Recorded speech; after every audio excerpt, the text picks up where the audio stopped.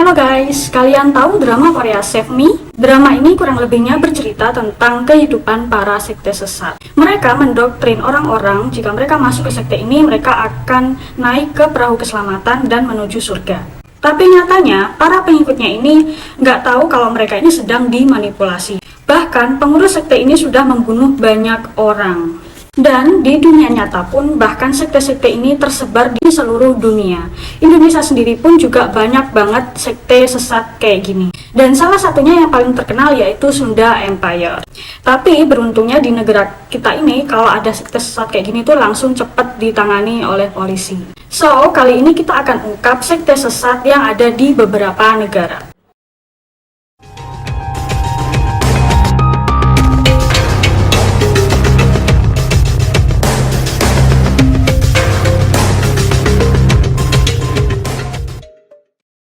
Pertama, kita bakal mulai dari negeri Ginseng dulu ya.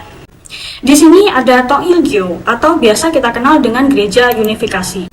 Nah, kalian masih ingat kan dengan kasus kejadian penembakan Perdana Menteri Abe yang udah pernah aku bahas. Buat kalian yang belum nonton, kalian bisa nih nonton di sini. Nah, kabarnya kan Perdana Menteri Abe ini ada hubungannya dengan Gereja Unifikasi ini. Dan sekarang aku bakal jelasin nih kenapa Tong Il-gyo atau Gereja Unifikasi ini bisa dianggap sesat. Jadi guys, Tong Il-gyo ini adalah gerakan mesianik yang didirikan di Korea Utara oleh Moon Sun-myung.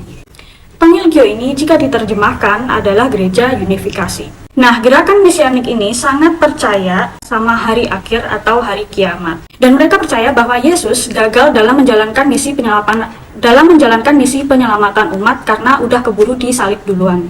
Dan Moon Sun percaya kalau dirinya adalah Yesus kedua yang ditugaskan sebagai juru keselamatan, sekaligus diperintah untuk mendirikan kerajaan surga di bumi. Jadi ini kurang lebihnya sama kayak film Save Me. Tong Il-gyo ini dibentuk pada tahun 1954 oleh Moon. Alasan dibentuknya Tong Il-gyo ini karena di tahun 1948 Moon ini diberhentikan sebagai pastor dari gereja Presbyterian di Korea Utara sana. Kalian tahu nggak guys kenapa Moon ini bisa sampai diberhentikan dari gereja Presbyterian?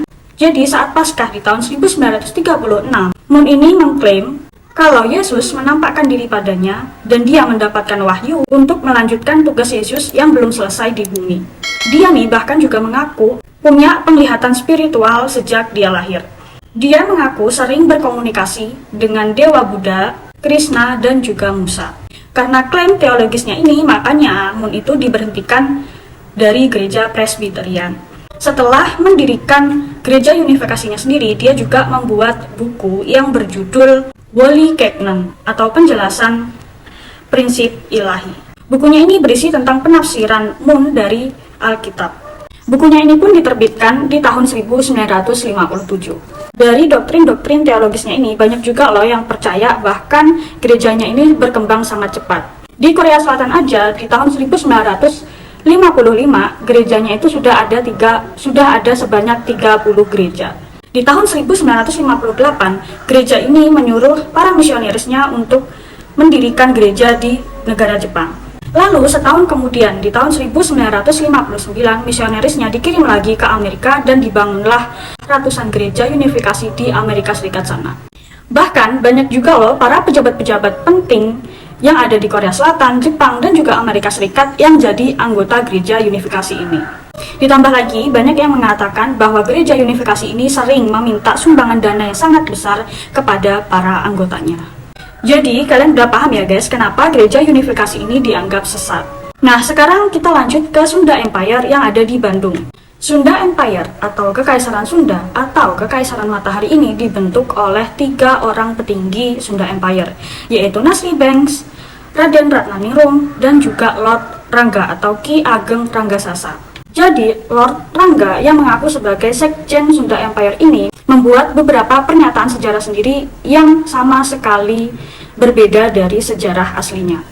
Dia mengatakan berdirinya PBB dan Badan Kemiliteran Amerika yaitu Pentagon lahir di Bandung. Dia menyebut The Herren 17 adalah kekaisaran Sunda yang ada di atas PBB yang dimana dia menjabat sebagai sekretaris jenderalnya. Gila sumpah ya, out of the box.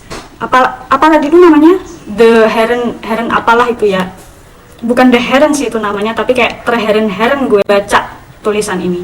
Stigma-stigmanya ini loh di luar nalar banget. Tapi kok bisa ya kumpulan orang gila kayak gini tuh justru pengikutnya banyak loh, heran gue. Oke lah, kita lanjut ya guys ya. Jadi menurut Lapangga ini, kelompok mereka sudah ada sejak zaman Alexander the Great di tahun 324 sebelum Masehi.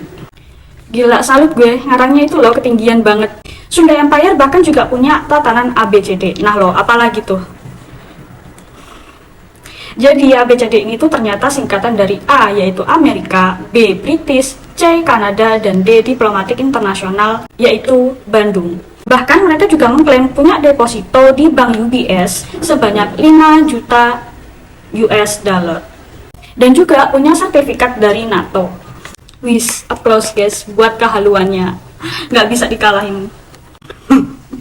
Aduh, kayaknya aku nyerah deh guys. Aku nyerah buat bahas ini karena bisa-bisa besok nih aku bakal dibawa ke psikiater saking stresnya buat bawain kasus gila yang satu ini. Gimana nih guys, enaknya lanjut apa enggak? Lanjut aja lah ya, udah terlanjur soalnya. Nah, dari klaim-klaim fiktif ini, polisi pun langsung menyelidiki secara mendalam. Bahkan ya, polisi itu sampai mengundang ahli sejarawan, budayawan, psikiater, dan juga ahli pidana. Gila, bayangin. Polisi aja loh sampai ngundangin psikiater loh buat nanganin kasus kayak gini. Apalagi gue yang bawainnya itu juga udah sampai stres. Karena gimana ya, semua yang dia katain tuh benar-benar halu gitu loh. Dan akhirnya 3 orang petinggi Sunda Empire ini divonis hukuman 2 tahun penjara. Tapi di tahun 2021 mereka bertiga ini dapat asimilasi dan dibebaskan. Jadi kurang lebihnya mereka hanya dipenjara selama 1 tahun aja. Terus sebenarnya ada berapa banyak sih pengikut Sunda Empire ini? Jadi guys, setelah gue cari tahu, pengikut Sunda Empire ini sudah ada ribuan orang. Dan yang bikin mereka tertarik buat jadi anggota Sunda Empire ini gak lain gak bukan karena mereka diiming-imingi uang sebesar 500 juta US dollar yang mereka klaim ini ada di Bank Swiss. Oke, sekarang kita ke sekte terakhir yang ada di India. Sekte ini dikenal dengan nama Agori Shadus. Sekte ini menyembah Dewa Siwa dan juga Dewi Kali yang dikaitkan dengan ritual pasca kematian dan cara hidup mereka yang dianggap sangat buruk demi mencapai spiritual tinggi, yaitu dengan mengkombinasikan metode meditasi bersamaan dengan meminum alkohol dan juga ganja yang diklaim bisa meningkatkan konsentrasi dan membawa mereka lebih dekat ke Tuhan. Para agoris ini kebanyakan tinggal di cuaca ekstrim yaitu gurun, goa, pegunungan, bahkan mereka juga tinggal di kuburan. Tujuan mereka melakukan semua itu agar mereka bisa lebih dekat dengan orang mati. Mereka juga melakukan praktek seksual aneh, yaitu dengan menyetubuhi wanita yang sedang menstruasi, dan juga mengolesi badan mereka dengan abu orang mati. Tujuannya yaitu apa yang dianggap manusia kotor, maka mereka akan mendapatkan spiritualitas yang tinggi. Jadi intinya, semakin mereka melakukan hal kotor dan hina, maka ilmu mereka akan semakin tinggi. Konon kabarnya, para agoris ini juga memakan daging manusia. Gunanya untuk menambah kekuatan supranatural mereka. Tapi nih guys, katanya ya, selain mereka itu terkenal dengan ritual aneh dan juga kanibalistiknya, mereka ini sangat dihormati di negara India sana. Karena mereka dipercaya bisa mengobati orang sakit dengan metode penyembuhan transformatif, yaitu mereka akan mentransfer kesehatan mereka ke orang yang sakit. So, itu dia guys, beberapa sekte-sekte aneh yang ada di berbagai negara. Sebenarnya ya, sekte kayak gini tuh masih banyak di negara lain sana. Dan kalau kalian suka sama pembahasan aku kali ini, kalian bisa tinggalin komen untuk lanjut ke part 2-nya. Dan jangan lupa klik like-nya jika kalian suka, juga share ke teman-teman kalian, serta subscribe channelku di bawah. Dan thank you guys yang udah nonton videoku sampai selesai. Follow akun media sosialku di bawah. Take care and see you. Bye-bye.